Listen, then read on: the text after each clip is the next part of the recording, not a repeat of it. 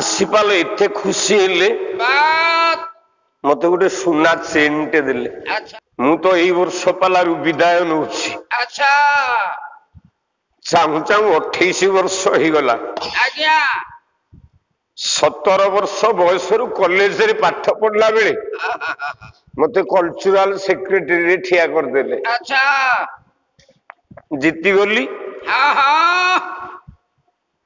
मते प्रिंसिपल पचारले कौन करिवो cultural programme opera करिवो ना नाच करिवो। मु कहली ना जहा हेइनी जहा कॉलेज रे हबनी मु सेया करिवि। अच्छा कौन कॉलेज रे हेइनी हबनी ना कौन एमिति हेइनी कि हबनी। मु कहली मु पाला गाइबी। प्रोग्राम हवा को 16 दिन बाकी थाए। जीवन रे 16 दिन आखेड़ा मात्र होइछि। मंच ऊपर को गला को 5000 लोक सेते को मते वन पास लागिलानी।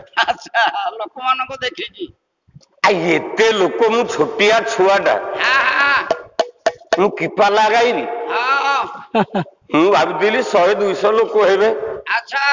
5000 लोक जमा हेछंती सेठी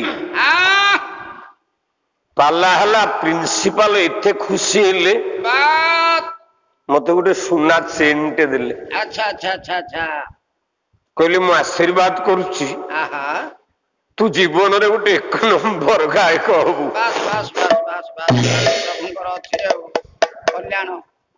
तांको कल्याण भी फलप्रद हेछि। जीवन रे नृसिंह होता जोठी जाइछि ता ना सुनिले जाहाले मंच ऊपर द्वितीय भागरे 100-200 लोक निश्चित बसतिबे।